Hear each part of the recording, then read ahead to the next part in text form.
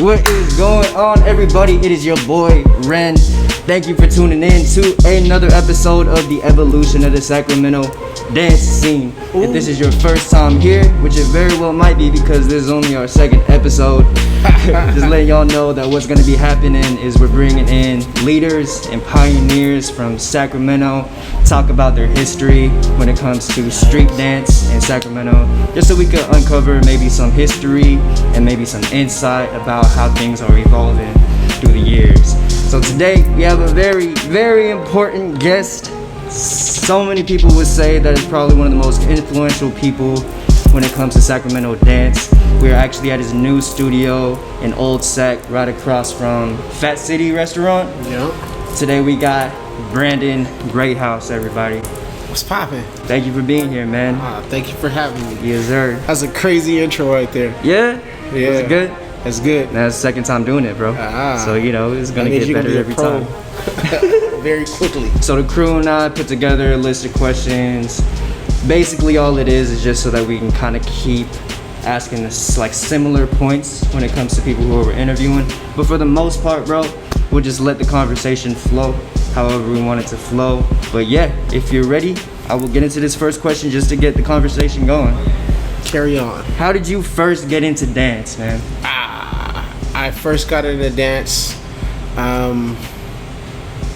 at church, which is kind of crazy. I was at Calvary Christian Center, and there was a group that came from Hawaii, and they were the Hawaiian Posse, and they was in there rapping and doing whatever, and then they had these dudes come out, and I remember the first time I seen him, he hit swipe 90, and I just lost it. I was like, what was that?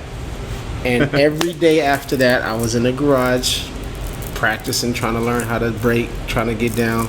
And I think, what is this? 27 years later, I'm still in the garage practicing, trying to get down. Yeah, so, man. Was this in Sac, your church? Yeah, Del Paso Boulevard. Del Paso Boulevard. 2667 Del Paso Boulevard. Whoa. That's crazy. Got the whole address. Well, my mom worked there for forever since I was a kid, so I had to go up there all the time. How old were you when that happened? Probably 11 or 12. 11 and 12. That's crazy because, I talk to a lot of like the new generation of dancers out here in Sac, and most of them really do experience dance for the first time, like on Instagram or YouTube or TV.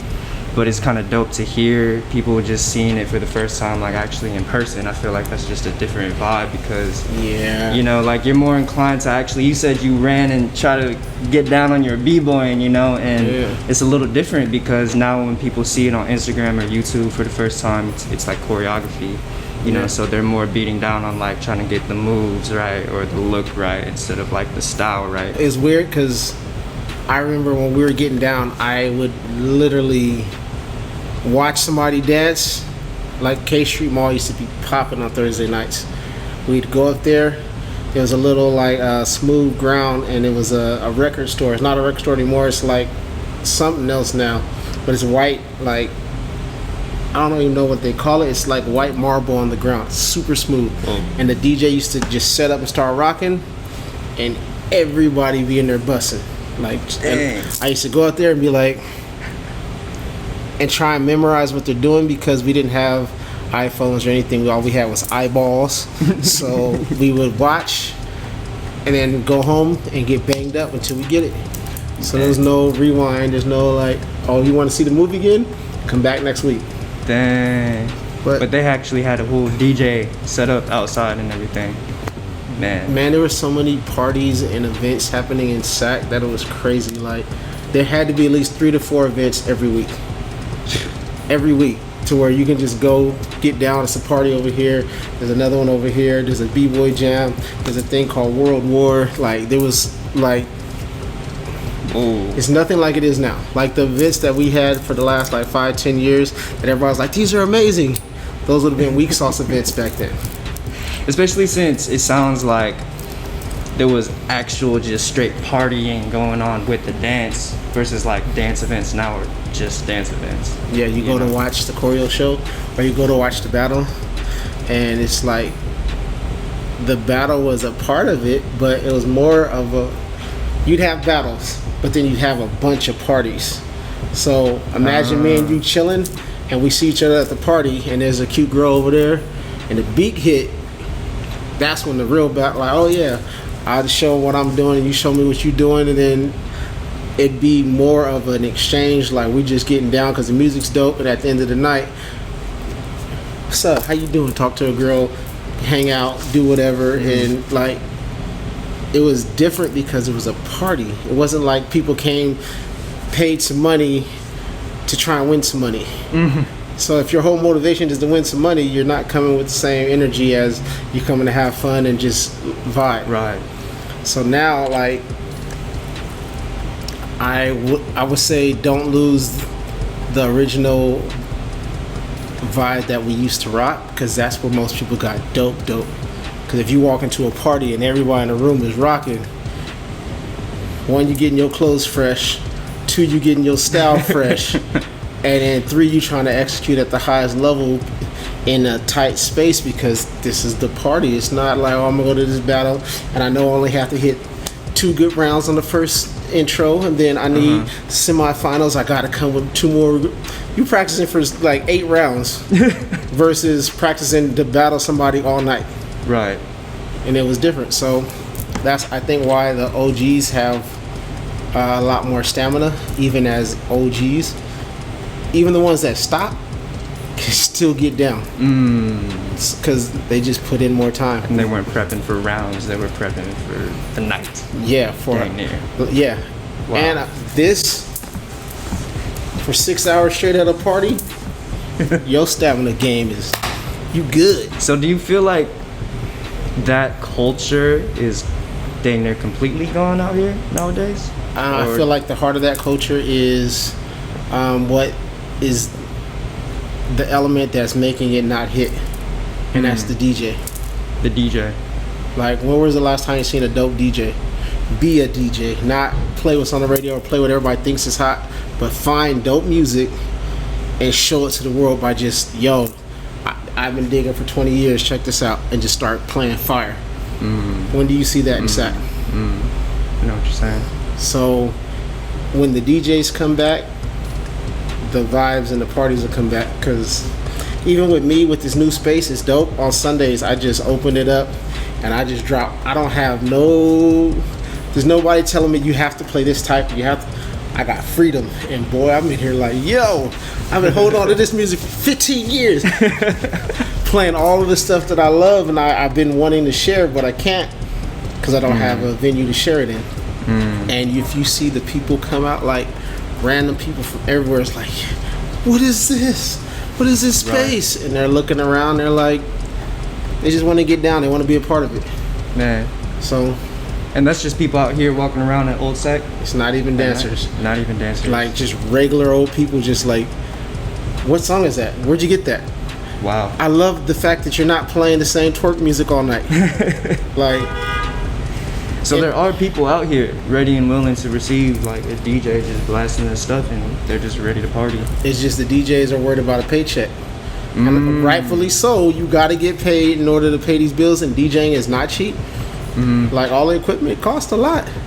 But when DJs are allowed to be DJs, they're allowed, the culture will grow like crazy. So to all the people that own clubs and the only one drinking, you are the factor that's killing your own club. So you were talking about how you were at the church. One of the first things that you saw was a dude b-boying.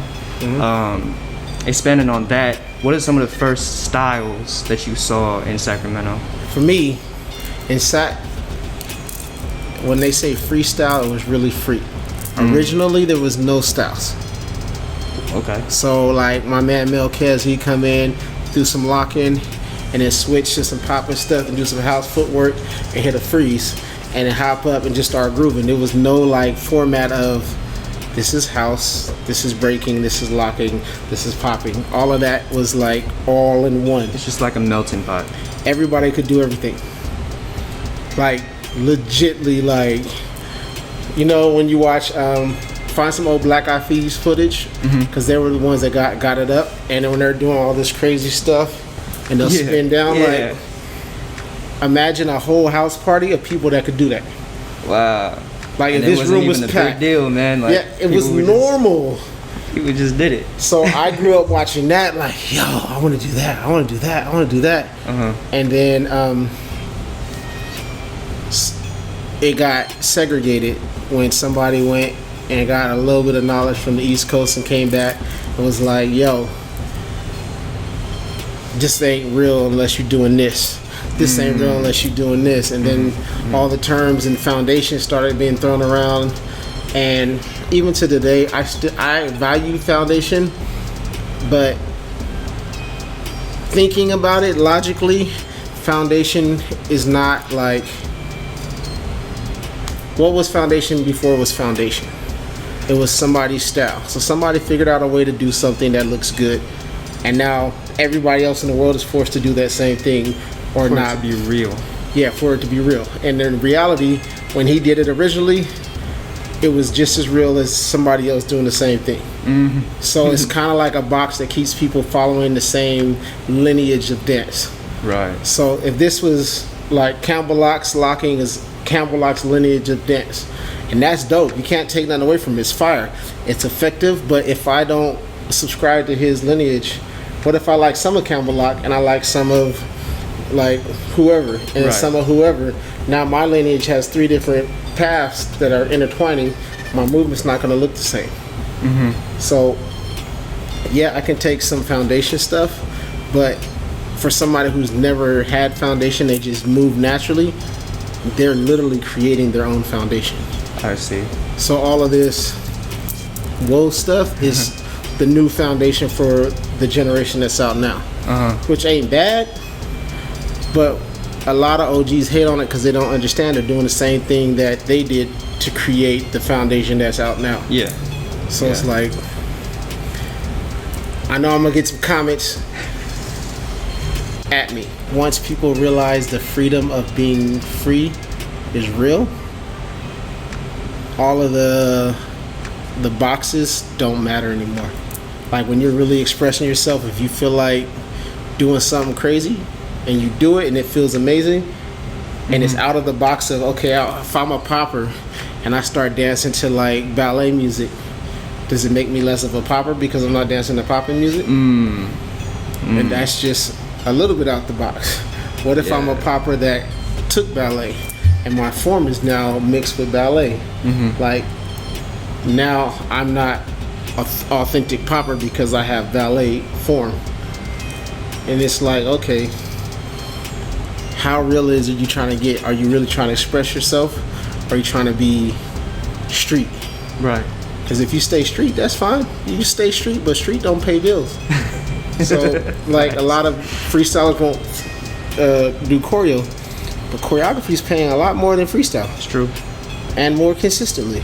True. So it's like, you got to start opening yourself up to the possibilities of more. So, like, I learned breaking first, and I love it. Breaking's still my favorite form. Then I learned locking, or I learned popping after that, just because it is dope. Right. And then I started learning locking, and like I've always played with house because house music has been around the whole time. And then I started learning choreography and messing with Joe and Phil and all those guys, and they expanded my understanding and my view of movement, because it was their thinking was like on something else. So it was like, oh snap! And the craziest part is, for the people who don't pick up choreography fast, don't trip. I was the worst dude in Boogie Monsters. Watch the footage, I'll walk out and I'll shoot somebody and I'll walk off. You know why? Because I couldn't pick up the choreography. Dang. But the dope part was I spent hella time playing Halo with Joe, asking all the right questions and getting the understanding to where my body was able to pick it up later because I understood what they were doing. Don't sleep on the mentality. Most people got the movement, no understanding. I got the understanding and later on built the movement to match. So the essence came first for you. Yes. That's dope. So get the understanding. Everything else is kind of you can build your own with the same understanding. When you were learning b-boying, popping, housing, locking, were you learning from teachers, or was it just kind of just picking it up? Because you were talking about how house music was just around.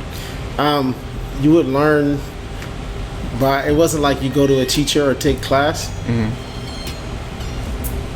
Think about this. There was Pepper teaching. There's a guy named Bullhorn teaching, and they were both teaching choreography. Actually, the guy before both of them was Tony T, and he was teaching like choreography, breaking, popping, locking. He was going in. But if you didn't want to go to a studio, where were you going to learn that? You would literally be with your homies at school just trying stuff and making stuff up. And most of my best moves I got off of mistakes. I was trying to do an elbow freeze. I was trying to go swipe elbow freeze and I couldn't stick it. And then I finally got it. I was like, yeah, I got it. So I'm in the battle. I was at a battle in the cypher getting off. And I hit that swipe and I tried to stick that elbow freeze. And something happened to where I didn't stick it. I just spun 3 rounds. I was like, whoa. And it was slow ones. The room was like, oh! And I was like, 3 spins. Dang. But it was a mistake because of all the times I tried it to get that freeze. It just, my weight shifted a little bit. Right. And that was one of my favorite moves after that. Wow. So it's like, if I would have had somebody teach me the exact way to do it, I'd have never learned the mistake, which made it even better. Right. And you would have been limited to doing it the right way. Exactly. That's So cool. a lot of people take class, and there's nothing wrong with taking class because it makes your learning time, you get to skip a lot of the mistakes. But sometimes those mistakes create your style. Like when you watch Moore's break, he told me he learned footwork one way and power the opposite. And then he had to go back and learn it both ways. Now, how much more ability does he have because he learned them opposite and connect Twice as flip? much. Yeah. So it's like, those are one of those happy mistakes, like Bob Ross. Man, do you think people are learning styles a little differently nowadays? Most people are learning them from a teacher So or from tutorials online, which is not bad, but you have to still put in those hours. Because those hours is where the real gems come from. Because I can teach you how to do a basic wave and you'll have it, but then while you're playing with it, you'll learn like, oh, I can add my pinkies and my fingers in, or my shoulder is like really flexible, so when I get here I can really freak out that part of it because I have a different body type. I see. So it's, you can learn how to do something. Everybody learn how to drive, right? Yep. Your car is definitely going to be different than the guy who's driving a Maserati. Right. And the way you drive it is going to be inherently different. So imagine putting that on your dance. Like, yeah, you can learn the same thing, but you ain't moving like that. So that's the difference. If everybody kept that same Model T Ford, 50 years later and it's still that same car, there's a problem. Because the world has evolved, everything has changed, but if you ain't up, every year that car upgrades to a different version of it. Every car you see every year, like the Honda Civic, don't even look like a Honda Civic no more. Yeah. So it's like every year it upgrades, even though it's a great car. Every year something gets better on it. Hip hop should be the same thing. Movement should be the same thing, because the stuff that I learned should make it way easier for you to upgrade everything. I want to bring it back to what you were talking about with the parties and the DJs. Since we were talking about events, man, were the first battles that you saw in Sacramento at these parties? Like battles, like competition or battle? Which one? Both. Because there's a difference. Yeah. Battles was just like, I don't like you, you don't like me, or I see you trying to talk to my girl, what's up? Or like you getting down and you like, what you got? Like I would go to the clubs out here, people, I'm just playing around doing my 2-step. I'm full on dancing, like this is my career. Yeah, yeah. Oh, I see you trying to dance, okay. And I'm like, nah man, you got it. And they just keep coming. Because they had some liquor in them, or they just feel like impressing the people around them. I give them 2 chances, like, yeah, nah man, you good, I don't want no problems. And okay, cool. Boom, boom, boom. And then start breaking and start doing other stuff. I'm in the club and people just like, yo! Then their homies be like, man, you should have left him alone. So those are those little mini battles. Right. But that's real because it wasn't like, hey guy, sign your name up here and we're gonna match you guys up. Now I'm battling this guy I never met before, I have no interaction with, I don't not like him. It's just a competition. So competitions are different than battles to me because I've seen the real battles where it's like two crews that hate each other in the same city. And when they battle, it's war. Like, yo, they're trying to really finish each other. And I've also seen both crews do this because they keep battling. Right. So it's like, okay, that's a real battle. Without a competition, I remember when we were running around, there was a crew at Grant called Little Leprechauns Crew. And I remember we used to battle at school, and then everything calmed down, and one of them just kept talking. It's like, yo, anybody know where they live? We found out where they live because they were practicing in the garage. Took a nice long jog through the alkaline flats, knocked on their garage door, was like, what's up? No cameras, no nothing, just what's up? And we battle in the garage. Man, yeah, people won't do that without footage now. Even with footage, people ain't trying to pull up on somebody's house talking about this battle. Right. Or somebody's practice spot talking about this battle. But that was how passionate we were about just dancing. I remember we were in the mall, and Arden had the escalator by Macy's that comes down. Yeah. We're coming down the escalators, and they were right there acting stupid, breaking. We came around the corner, and as soon as we seen them, backpacks is coming off. It's time to go. We just start busting until the security comes. But it was like, you know how I was like funk on sight. Yeah. It was like that for breaking. It was like, oh, you. I remember it was K Street Mall. It's like, you break? Yeah. What's up? Hey, just like that. In the street, concrete, didn't matter. It was like, what's up? And then we going at it. But that warrior mentality wasn't in the competition. It was just, this is who we are. Right. And now the competitions are coming and making it about money, and they changed the dynamic because now nobody wants to dance unless they're getting paid for it. Like before, you couldn't stop us from dancing. Now, I don't do that unless I'm getting paid. Now I'm not showing my moves because I don't want nobody seeing me before we battle. So now the heart of the culture is kind of weak. I see. When was the first time you started seeing that shift?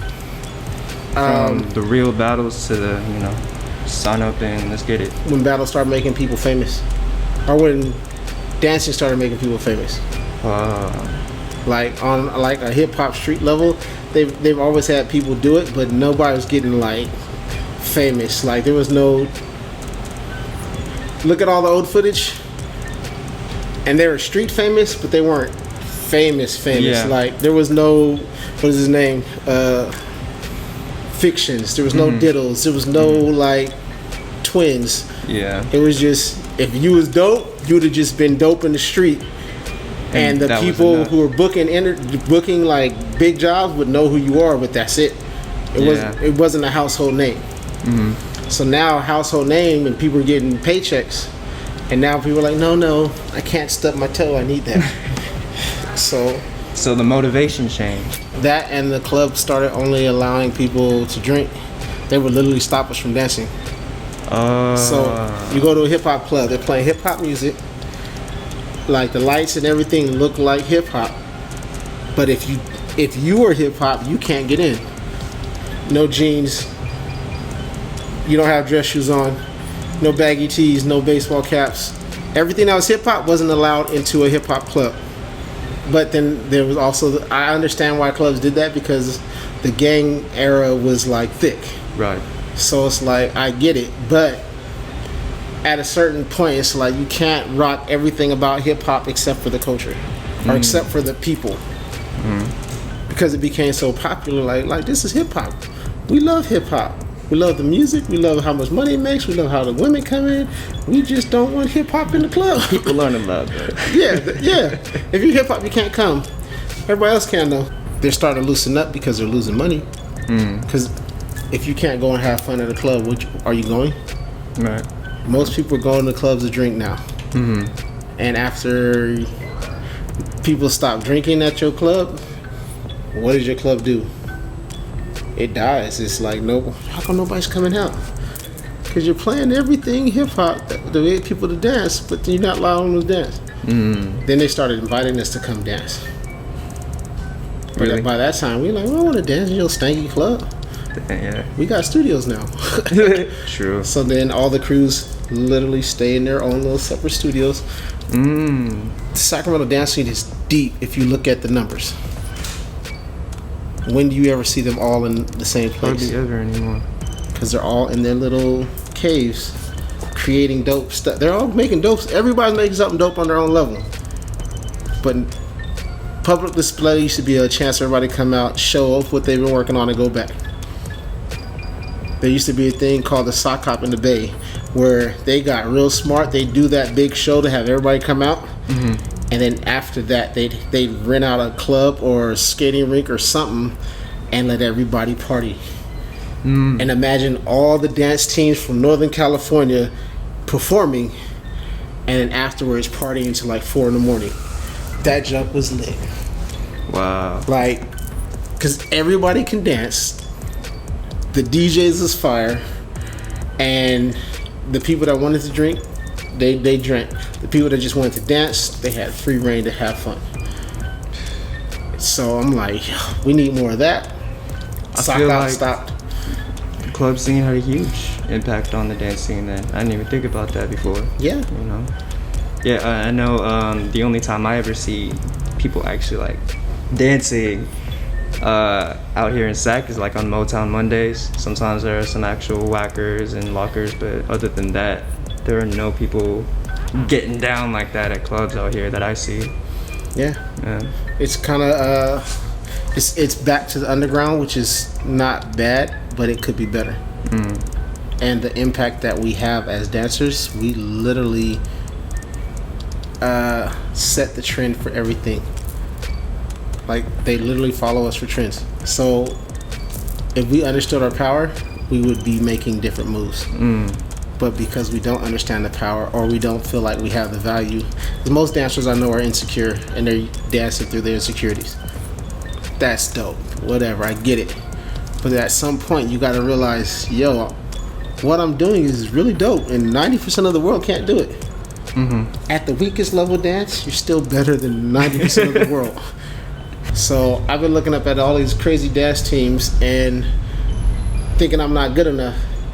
And then I went to Europe, and they showed me so much ridiculous love that it's like, it blew my mind to where I'm getting off of the train.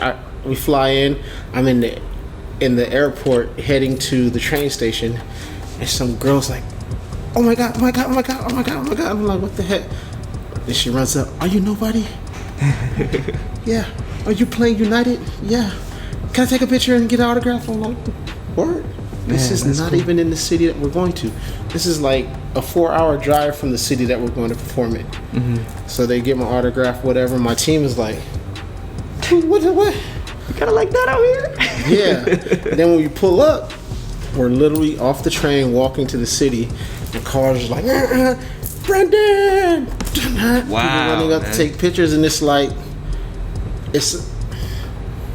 I'm so focused on the most amazing dancers in the world, the top 1% of dancers in the world, that I didn't realize that I'm in the top 20 in the whole world. Right. And I'm like, crap. So as soon as I stop focusing on trying to be 1%, I realize that I'm in a good place and I can make moves right now where I'm at, not wait till I'm the best in the world. So stop waiting. Don't let your insecurity stop you. Can we switch the gears, talk about choreography a little bit? Yep. Because I know we were talking about choreo for a brief second earlier, but we just got done talking about battles and everything. When it comes to choreography, when was the first time you started seeing choreography start to emerge out here in Sac? I first saw choreography at the church I was at. They made a group called the Posse, and it was like 4 8 counts. 2, 3, 4, 5, 6, 7, 8. Whoa, we're still going? 5, 6, 7. Switch. And I was like, man, that's cardio work. And it was dope. at the time, because you got 50 people full out as big as they can, and it's like massive. You're like, yo. So that was my intro to choreography. It was actually Bo Horn teaching it, and he did that, and it was amazing. Mm-hmm. But I was one of those hard-hitted freestyle guys, so I was like, just wax, too easy. I'm trying to do this. So I did it for a while. We did a couple performances, and I was like, I don't want to do that. I just want to break. So I just started breaking like every day. Like, that was me. Every morning I'd go break. Every afternoon I'd break after school. Mm-hmm. During lunch I'd break, and then I'd go to the church and break some more. And then I remember my sister was like, she started dancing with Boogie. Right. My older sister Enrica, she was dancing with Boogie. She was like, these guys are dope. You need to come learn from them. I'm trying to learn that choreography crap. Because when I see choreography, it's all that big movement, super repetitive, to where I can sit in the back and learn the whole choreography and then do it. Mm-hmm. So it was too easy for me. Mm-hmm. So I went to a Boogie Monster rehearsal. Yeah. And I went early, and it was Pepper teaching, and I was sitting in the back. She was like, yeah, just watch. And I was like, yeah, looks like more of the big stuff, because Pepper's classes are dope now. Bruh, his classes was popping like wall to wall. That big room in step 1, wall to wall. Wow, so this was at step 1. Yeah. Already. Right. So I was like, that wasn't the first time I seen it, but the first time I got introduced to it, like, taking it serious. So I watched Pepper's class in it. I was like, yeah, that's not for me. Mm-hmm. But it was fire. Mm-hmm. And then I remember Phil came in. Like, who's this little kid? You gotta remember, Phil is like a ridiculous genius as a kid. He was teaching all 27, 28, or 25 to 30-year-olds. As a kid, he's running the crew. And then Joe walks in. Oh, he looks a little older. And they start dancing. And I'm glued to the window, like, mouth all open, just.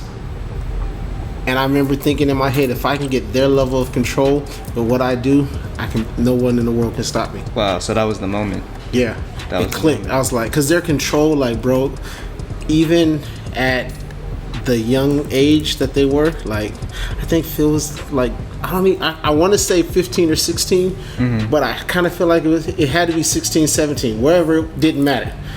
He was teaching all adults, and he was dope. Like, his control, his swag, like, was different. It was like a whole different level. Like, he was the Kita of that era. But his choreography, he understood it. It wasn't like, oh yeah, I'm just playing around. He understood it. He could break it down for you, and he was just doing it. And I'm just like sitting in the window, like, yo. And then I remember afterwards, I was like, my sister introduced me to him. They're like, yeah, come kick it. So I came to rehearsal, trash. Next rehearsal, trash. Man. And I was trash for a good 2 months, and then they had auditions. And when they had auditions, there was like 80 people that auditioned. Wow. And they took 3 or 4. I think it was 3, but I want to say 4 just to be safe. Out of the 80? Out of 80. Woo! And the choreography started. I did my first 1-8 count. And I was like, yeah, oh well. I was like, I don't remember this junk, so I'm gonna have fun being me. So I started busting, started spinning, doing crickets and stuff. And then when they finished, like, I was one that made it, and there was 2 other guys that came, and I was like, wow. In the back for the next 6 months, struggling, like, trying to get it. And I remember Amanda Gutierrez was like, yo, I was like, how do you guys get it? Because you know when they're doing the choreography, they're like kind of just chill. I'm like working, trying to keep up, and I was like, I can't do it. She's like, just dance lazy. It's like, no, it can't be that easy. Just try dancing, try doing it lazy. And I was like, no, this is it. Swag starts coming out. And it blew my mind because I was trying too hard to get it. And then after that, I was starting to pick up everything. And I started growing like fast. And then I really started asking questions. Right. So my introductory was like Boogie before the explosion, before all the craziness. And it introduced me into that whole world to where I started meeting like a lot of choreographers. Like I got to meet all the Java heads. They're like family. I got to meet all of the people outside of that because I was chilling with Joe everywhere. Like me and Joe was like literally Halo all night, dance all day, Halo all night, and like when they would go do, I remember they did the show where they ended like this the first time. It was like Culture Shock show. Right. I remember we went and I was with him all day, and we was chilling with Gary before Gary passed, and he was like, rest in peace. Yeah, he was showing super love. He was like, he's the one that made me think about expanding into different like movement and battles. He was like, yo, so if I come out one round and I do nothing but locking, the next round I come out and I'm just waving the whole time. Next round I come out, I'm just hitting, boom. Next round it's all top rocks. Next round's all footwork. I got enough to do like 30 rounds, and they're all different. And I was like, yo. So it made me start thinking different and start moving different and start approaching the dance with a deeper understanding.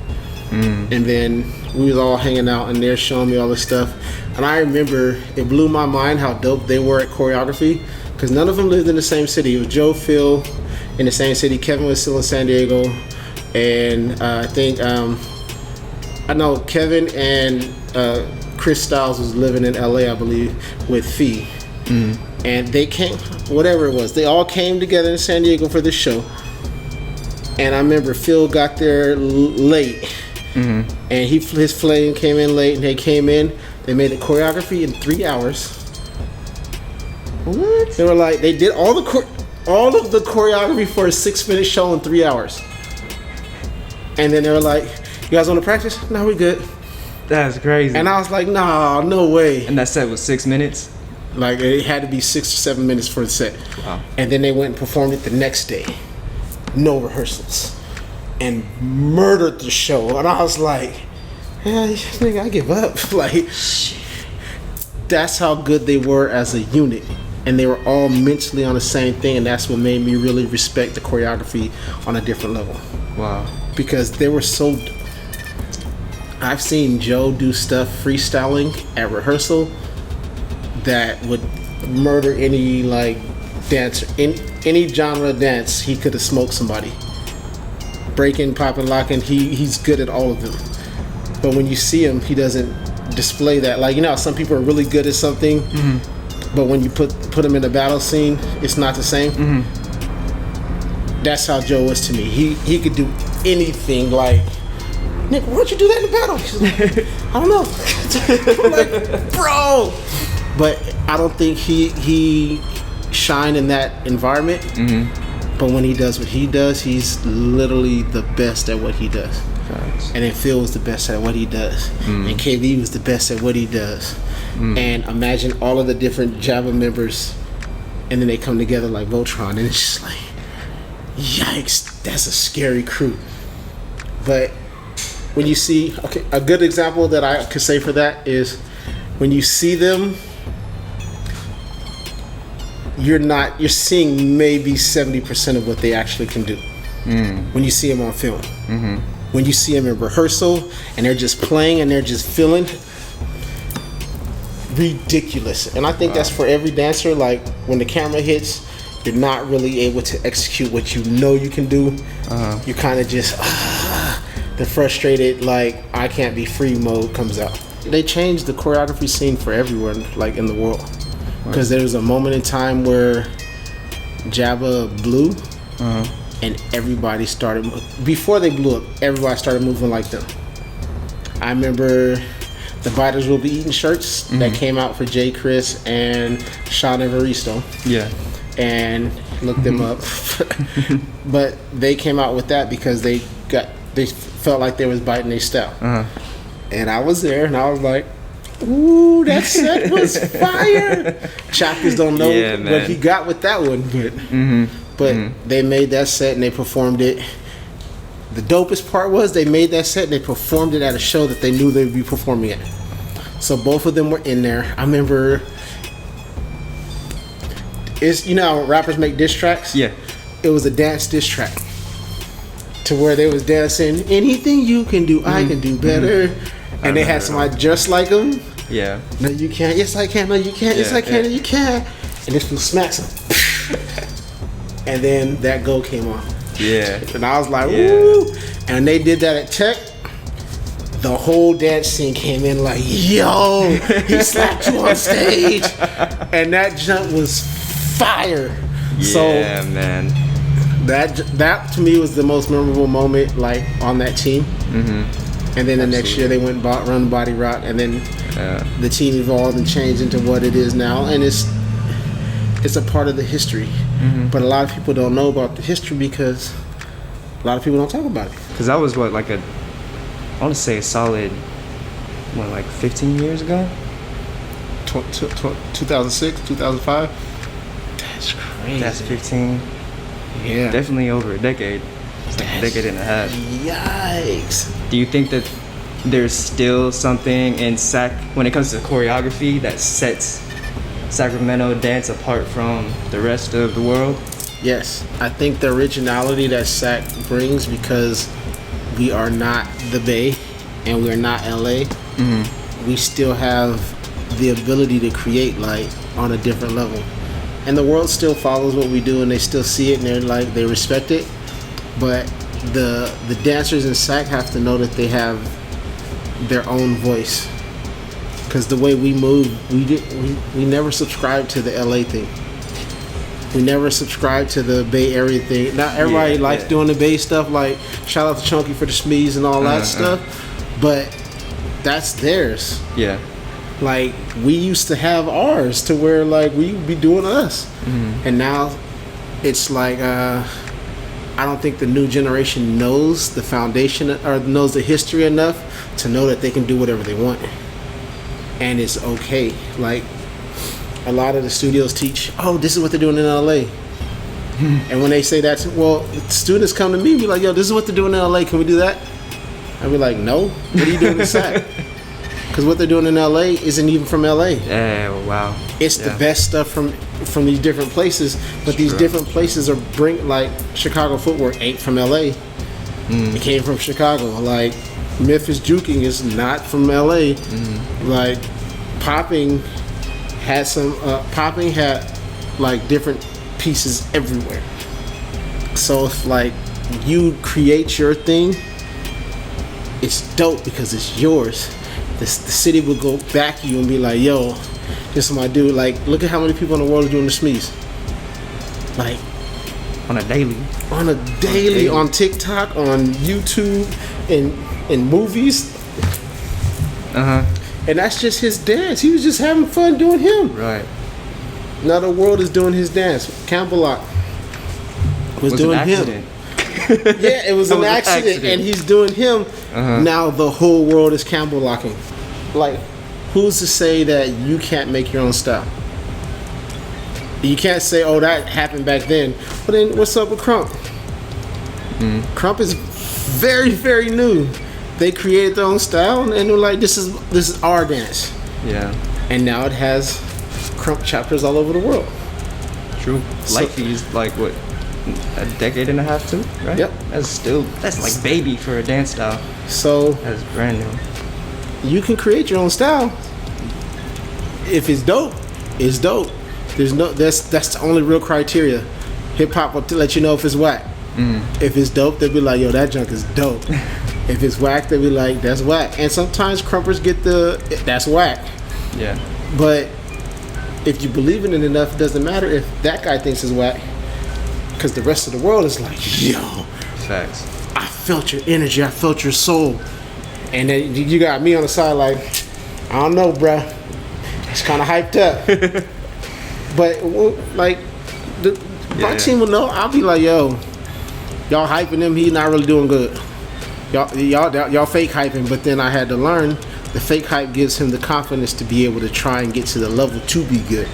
So I had to stop hating on everybody, cause if that weren't at the level that they want to be at, and just accept them for where they at. Like, yo, son, I know you ain't perfect, but I see where you're going. I know you ain't got the flares yet, but I see where you're going. You're really close. Keep going, and just start encouraging people, because eventually when he has the flares, everybody he hated on, he's coming for. So, or everybody that hated on him. What is some dance history in Sac that you think has been lost generationally and is important for the new generations to know? I think you guys should look up I think they're called the Black Messengers. There's an OG popper named Kearney that's out here, and Tony T has invested a lot into the Sacramento dance culture.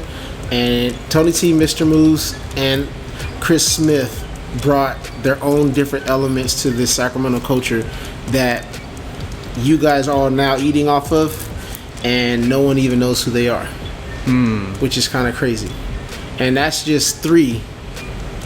There's so many more people that put their heart and their soul and sacrifice everything to keep people moving, and people just don't even know who they are. They don't even know that they exist, and they're literally like Tony T was the reason why there's hip hop in all these dance studios.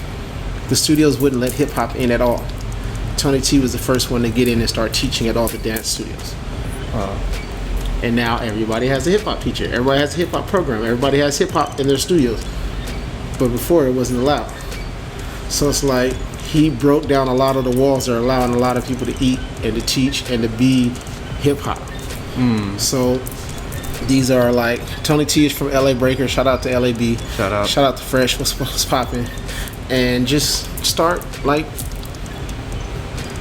if you find some of these OGs, go take their class, talk to them, learn from them. Like the cool guys, they're fun to take class from. But these OGs, even if they can't move like they used to, will give you so much game that you'll be able to do 10 times more off of just talking to them. It's the understanding element I think is missing. I think if anything's missing from the culture, I would say a deeper understanding. It was just kind of how you listen to Joe playing video games, and then next time you stepped in the studio, it was just like, oh, it's a new me. Yeah. You know, just based off of talking to him alone and understanding the essence. That relationship literally is probably what kept me able to dance. And because I don't know if Joe knows, but every week he'd give me knowledge. Like it was like a weekly, like so much that I couldn't handle it. And then I work it out. I remember I used to, when I first got an iPhone, I have pages of notes where I can scroll off of stuff we were talking about.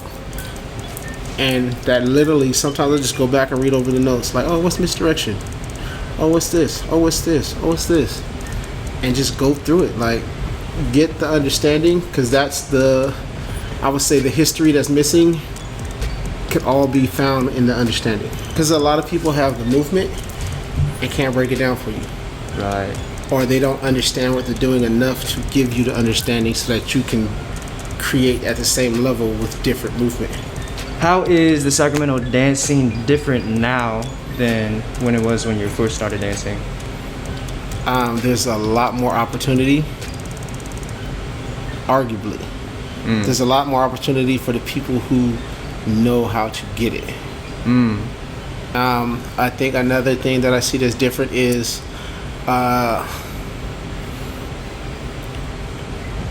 it's weird because it's oversaturated with people that don't know what they're doing. Like business wise, movement wise, everybody's movement wise. There's no excuse for sucking right now. There's too many resources. True. Business wise, we're literally killing ourselves. We're killing the culture. Business wise, so I didn't understand that until I started moving differently. Like if you teach at a dance studio for under $40 an hour, you're tripping. You're devaluing the whole culture as a dancer. Because if you go to contemporary dancers are making bank. Why? Because they value themselves higher, and they will not take less than a comparable wage for what they're doing. And the parents are willing to pay it because they know what they're getting. So business-wise, I think the whole culture should step up. And I think that's one thing that's changed. Because before, people were like, nah, I ain't teaching in this studio. I'll teach in my garage and just make my own money. Right. I'll teach in my garage and make my own money. That's a small business. Even though they didn't know that's a small business, and they were able to feed the culture off of that. There were so many people teaching in their garage and making money and able to throw events because they're making their own money, versus teaching in dance studios that were keeping all of the money and paying them pennies because they had the culture and the love and the passion and wanted to share it. Like, yeah, share the culture, share the love, share the passion, but make sure that it's a comparable wage, or you're doing it with people with similar mentality that are trying to make it grow. Because there's not every studio can just pay out like that. Right. But if you got 30 dancers in your class and you're making less than $30 an hour, there's something wrong. So find that balance. Business side. Pepper Vaughn told me in 2009. I saw him in the hall. He was like, "Hey," we was chatting because he always gives me crazy knowledge. He's like, "If you don't ask for what you're worth, if you don't know what you're worth, you can't ask for it." And I was like, "Oh snap!" So and he asked me, "How much are you worth on a dance as a dance teacher?" And I didn't have an answer. And it really made me think, like, "Yo, I don't have an answer to that question. Like, I don't know my own value." And then he was like, "Think about your value, and when you go into these to talk to these dancers and to these dance studio owners, know your value." And literally, after that conversation, I got hired to take over this dance studio, or not take over, to teach at a dance studio. And instead of taking the $20, $40 an hour, I was like, "I want 50% with a straight face." Whoa. And the older owner was like, "I can't do 50%, but I can do 45." I made 45% of everything I brought in that class. I started with 12 dancers, and at the end of the first month, I had 75 because I put in work. They were all paying anywhere from $70 to $90 a class. Per class? Per class. Whoa. And I was getting 45%. I was doodling all of my old checks. I was like, "Woo!" I had every pair of Adidas that came out. I got real fly real quick. That's but funny. It's only because I asked and I approached it differently. And because the studio was already established and already had like stuff, but the hip hop program was not cracking. She didn't think I was going to make a lot. But 55% of nothing is still nothing. So she was like, "Yeah, I'll give you 55%. I'll give you 45%. When that 75 dancers showed up, it was crap. I'm paying out almost $3,000 a month to this hip hop teacher. None of the other teachers, every other teacher's like $25 an hour. So they're making $100 a month. I'm making like 25, 30, or 25, three racks. Dang. Off of just negotiating differently. A good nugget of joy: you don't get what you're worth, you get what you negotiate. So the business side is the business side. I don't mind sharing this stuff, because if everybody's winning in dance and the rates for everyone goes up, the rates for everyone goes up. That's true. If the rates if somebody's out here teaching for $5 a month, the rates for everyone drops. So it's like, until we all value the culture and what we're doing and understand that it's worth more than what we're accepting, they'll keep making everyone lose. Do you see a dance industry evolving in SAC? I've been wanting to do an agency since 2015, but I don't want to have the normal agency thing, because then it's like, it's too many politics involved. I see. Because a lot of agents are just sending you on auditions for no reason. Right. I want my agency to be more like based off of, these are the people I train, I know what they're able to do, I know what they're capable of, so if a job comes that matches them, I'll send them. And then it's real, because I'm sending the people that I know will get the work done, do a good job, and match what you're looking for. Versus, "Oh yeah, we want a big guy that can do cuts or whatever," and I send them Tran. Feel me? When I got clown right here, but I send them Tran. Like, it doesn't make sense. Like, so that, when the studio was popping, it had hella numbers. That was my next stage. So, but now we're in Old Sac. Like, I don't know if you guys believe in God, but I believe in God. Absolutely. And the blessings that He's been putting me in, because I've been focusing on him and doing the right stuff is ridiculous. Like, this is Greathouse of Dance Sac. We're in the mix of making Greathouse of Dance Truckee. So I have 2 locations like running full steam. And it's just, if you know Old Sac, everybody knows me for teaching foundation, for being like the foundation for Sacramento freestyle. So we got the foundation in the foundation of Sacramento, and it's blowing my mind because the waterfront right here. I roll up the doors, and it's literally what I remember doing when I started dancing. I was always coming into Old Sac. I was always coming to the tunnel and breaking. Right. And it was the DJ spinning. Mm-hmm. Now I open the doors. I'm the DJ. People are out here, like last night they were in here breaking, like full on. That's epic. And it's like the second cycle was started, and I'm like, yo. It's a movie, man. That's a movie. And that's why I'm moving the way I'm moving. And it's like, I don't have to. I can do it to where I'm the only one winning, or I can do it to where everyone wins and everyone elevates. And that's what they were doing when I was little. Everybody was winning and elevating. And now there's something happened to where the selfishness made it to where only I can win, only I can win. And it's like, are we really that greedy to where you don't want nobody else to win? So I'm trying to approach it in a way that wakes people up. Like, look, you can win linear to where my building is the biggest because I keep knocking everybody else's down, or you can win because this is the real playing field. Everybody has their own buildings and everyone can win on their own levels. You don't have to knock my building down for your building to win. Right. Just help. If everybody helps each other, the part that blows my mind, Step One is a dance studio in Sac. They've been here for 25 years, maybe longer. They're like, here, take this fan. You want benches? We got this stage. You want some Marley floor? Take it, it's yours. That's like the big brother giving you, the little brother, some new stuff. The studio in Truckee, same thing here. Take this, take this, take this, take this. That's beautiful. Because they know if I'm teaching a large amount of dancers, they're teaching a large amount of dancers, there's more dancers in Sac. Right. If I'm gone, they're gone, who's left to teach? If Keith is gone, who's left to teach? If whoever, all these studios start closing down because of all this craziness, there is no more dance in Sac. Or no more studios, or no classes. And then it's up to the kids to teach themselves. And TikTok is the source. So imagine every time you go to a party, everybody's doing TikTok dances. Oh man. Hey, it's kind of already happening a little bit, bro. But I don't mind that. That's the party dance now. Yeah, it's true. The cool part would be if they learn these party dances, that introduces them to hip hop, or introduces them to real dance. And that's been happening too. That's been happening a lot. Because I know some of these kids coming there doing the TikTok stuff, and I'm like, oh, that's dope. Try this. And their eyes just... Right. Yeah. Just like mine did. When I first saw that Swipe 90, yo!